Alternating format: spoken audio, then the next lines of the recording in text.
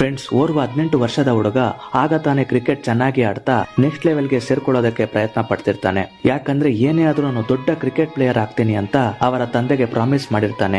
ಹೀಗೆ ಒಂದು ದಿನ ಡೆಲ್ಲಿ ಟೀಮ್ ನ ಪರವಾಗಿ ಕರ್ನಾಟಕ ವಿರುದ್ಧ ರಣಜಿ ಪಂದ್ಯ ಆಡ್ತಿರ್ಬೇಕಾದ್ರೆ ನಿನ್ನ ತಂದೆ ತೀರಿ ಹೋದ್ರು ಅಂತ ಆ ಹುಡುಗನಿಗೆ ನ್ಯೂಸ್ ಬರುತ್ತೆ. ಆ ಹುಡುಗನಿಗೆ ಏನು ಮಾಡ್ಬೇಕಂತ ಗೊತ್ತಾಗ್ತಿರಲ್ಲ.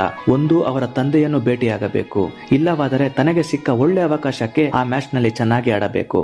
ಆದ್ರೆ ಆ ಹುಡುಗ ತನ್ನ ತಂದೆಗೆ ನೀಡಿದ ಪ್ರಾಮಿಸ್ಗೆ ಬದ್ಧನಾಗಿ ಸಿಕ್ಕ ಅವಕಾಶವನ್ನು ಬಳಸಿಕೊಂಡು ಆ ಪಂದ್ಯದಲ್ಲಿ ದಿಗ್ಭ್ರಮೆಗೊಳಿಸುವಂತ ಅದ್ಭುತ ಆಟವಾಡಿ ಎಲ್ಲರ ಮನಸ್ಸನ್ನು ಗೆದ್ದರು ನಮ್ಮ king run machine Virat Kohli.